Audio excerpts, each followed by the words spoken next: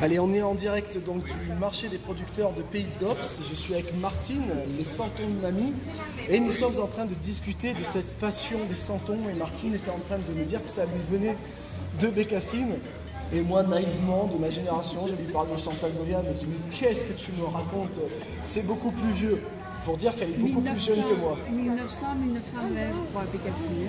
Ouais, mais toi, tu es de 1980. Ouais, c'est ça. C'est ça. Et comment tu as connu Bécassines? C'est quoi? C'est un conte? C'est un théâtre que tu as vu? C'est la télévision? Ben non, parce qu'avant, il y avait les livres et puis les poupées, tout ce qui en découle, quoi, la pub sur Bécassines. D'accord. Et ça t'a plu et tu as commencé à... Je suppose que ça vient de là, j'en suis pas sûre. Parce que, en fait, la tête ronde de mes santons, je me suis longtemps demandé d'où ça venait.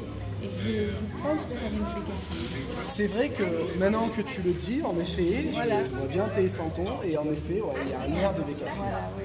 Même moi, je me suis posé la question. C'est marrant. Et est-ce que tu te souviens du premier santon que tu avais? Les tout premiers, c'était des marteaux-moulages, des santons en plâtre. On m'avait offert ça, j'avais 10-12 ans. Et c'était la crèche. Donc j'ai commencé comme ça. Après, je les vendais dans les boutiques au Puget. Et devant le succès, j'ai embauché mes parents. Ah bon? Oui. Tu avais quel âge, si c'est pas indiscret? 12 ans. Ah ouais? Oui. Ah, à 12 ans, tu as commencé donc à faire tes santons et tu as embauché tes parents, Oui, c'est fou. parce que je m'en sortais plus. Ne me dis pas que tu arrivais à les payer quand même. Non, c'était gratuit. Ah, c'était gratuit, mais bon, il y avait du monde qui demandait, du coup, Ouais, t'avais besoin mais de main-d'œuvre. par contre, ils se faisaient gronder s'ils ne peignaient pas comme je voulais moi. Ah ouais. Voilà. Ah, parce que tu les as embauchés dans la fabrication, pas dans la vente. Oui, dans la fabrication. Oui. Non, c'était carrément une quincaillerie et une boutique de souvenirs au Puget, dans mon village, qui me les vendait. D'accord. Oui, j'ai commencé tôt. Ok, et donc sur les crèches, et donc après, voilà, tu t'inspires. Alors, en fait, je vais reformuler. Comment tu t'inspires? D'où viennent tes sources d'inspiration pour la création de ces santons? Je ne sais pas. Franchement, j'en fais un, je pense au suivant. J'ai hâte de commencer le suivant, donc je me force à finir celui que je fais. Mais pour ce suivant, est-ce que par exemple, je sais pas, tu vas visiter un lieu, il y a des gueules de gens dans des situations, tu vas dire waouh, ça faut que je le fige en santon ou... Non, il y a tout qui m'inspire. Ça vient tout seul. Ouais, ça vient dans la tête quoi. Oui, c'est ça. Et comme on en parlait la dernière fois, tu as l'idée et tu crées. Oui, je crée. Oui. Tu vois vraiment le santon et puis tu le matérialises. Oui, tout de suite. Est-ce que tu arrives à compter la collection de santons que tu as? Non, j'ai essayé mais je m'arrête. Non. Et c'est plutôt des dizaines, des centaines? Des centaines? Des centaines. Oui. Peut-être un millier? Non, peut-être pas. Non, peut-être pas. Pas encore, mais... Pas encore, mais ça pourrait venir. Oui. Où est-ce que... Alors, non, avant de... Oui, si, je vais lancer cette question. Où est-ce que les gens peuvent venir visiter le monde des santons de Mamie? Dans mon village, à Puget-sur-Argent, on a l'atelier boutique juste à côté de l'église. Puis après, voilà, on fait quelques marchés. Puis essentiellement les foires aux santons, à partir d'octobre jusqu'en décembre, dans pas mal de foires aux santons. Et l'atelier, il y a une sorte de visite des santons, comme, pas un musée, puisque c'est pas des vieilles pièces, mais Non. comme les gens peuvent voir une grande collection. Oui, puis c'est avec plaisir que... Bon, l'atelier est petit, mais c'est avec plaisir qu'on montre la fabrication, et, voilà, qu'on montre nos petits paradis à Jean et à moi. Et donc, quelqu'un qui ne connaît pas ce monde des santons, en Provence, c'est surprenant, mais tout le monde n'habite pas en Provence. Un santon, c'est quoi? Comment c'est fait? En argile, d'abord, il faut créer Bon, là, je parle du santon traditionnel. On crée son premier sujet, on en fait un moule, et une fois que le moule est fait, on peut faire un tirage et tirer par centaines, quoi. Ensuite, on le fait cuire. Le four jusqu'à 1200 degrés, donc il y a 24 heures de cuisson, et ensuite on peut le peindre. Ou l'habiller, ça dépend si c'est du santon peint ou du santon habillé. La peinture est recuite ou pas? Non, pas du tout. D'accord. Non, quand la peinture est recuite, c'est émaillé. Et le santon n'est jamais émaillé. Donc le santon, par définition, la peinture n'est pas cuite. Non, l'argile, oui, mais pas la peinture. Voilà, l'argile est cuite, mais pas la peinture. Et un santon doit être peint en mat, il ne doit jamais briller. Question très pratique, peut-être idiote, mais il n'y a pas de question idiote. J'expose mes santons à la maison, et comme dans toutes les maisons, on entretient, on fait des petites poussières. Est-ce qu'un santon se lave, ou s'il ne se lave pas, comment on peut entretenir un santon qui aurait pris un petit peu la poussière avec le temps?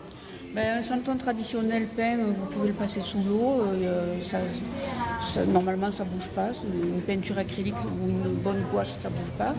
Et les santons habillés, avec beaucoup de patience, avec un pinceau. Avec un pinceau humidifié? Oui, voilà, pour bien faire un petit coin dans les tissus. D'accord. Et les tissus, c'est de la récupération ou c'est des tissus que tu vas acheter en fonction des tons, des robes que tu souhaites?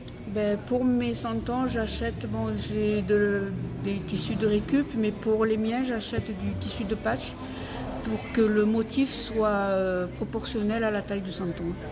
D'accord, et j'imagine qu'il y a un enjeu, si tu veux faire une série, à retrouver toujours ton tissu, non? Comment tu organises ça? En fait, il y a quand même une dominante de couleur. La bergère sera toujours dans des tons foncés, la femme au fagot aussi, la femme à la lavande aura toujours des tons de mauve, mais c'est en fonction aussi des tissus que je trouve. Donc d'une année sur l'autre, ça peut varier. La question aussi qui m'interpelle, c'est le santon, c'est l'habit, et c'est... En fait, je te pose la question, est-ce qu'il y a toujours un objet associé à un santon? Un objet? Par exemple, là si je me mets 2 minutes devant le stand... l'accessoire. Ouais, l'accessoire, je dis l'objet, mais par exemple là j'ai le maréchal Ferrand, forcément il y a l'enclume, le martéau, les rois mages, il y a la couronne et les cadeaux, le berger, il y a la canne. Oui. Est-ce qu'il existe un santon qui n'a pas son objet? Le ravi.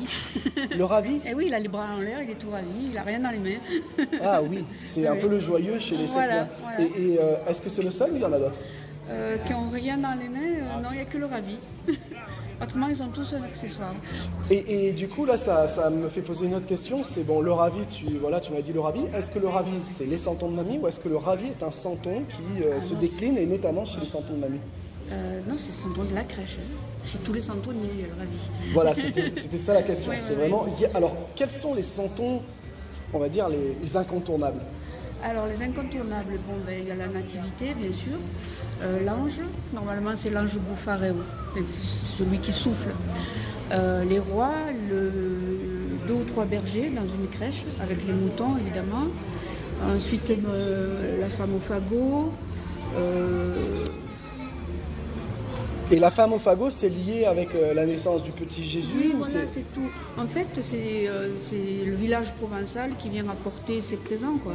Donc, il y en a qui arrivent avec des paniers de légumes, la poissonnière, elle arrive avec son poisson, tout le monde porte quelque chose. Le chasseur, le pêcheur. Est-ce que tu as fait des recherches historiques sur l'origine du santon? Oui, oui, oui. Et alors, tes résultats, un peu? Le premier santonnier, c'était l'Agnel, donc ça remonte à peu près à 1800, c'est ça.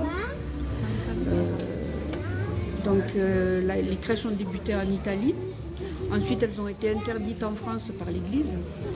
Pourquoi? Pour la représentation? Oui, ça a été interdit. Et donc, tous les gens ont fabriqué leurs santons en cachette.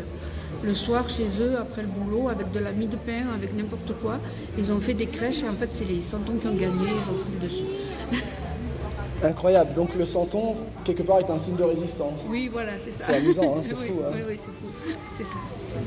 Eh bien voilà, Martine. Il y a Fanny qui n'a pas d'accessoires. Ah oui, oui. Il y a Fanny qui n'a pas d'accessoires. Qui est Fanny? Fanny, c'est une dame pour les joueurs de pétanque.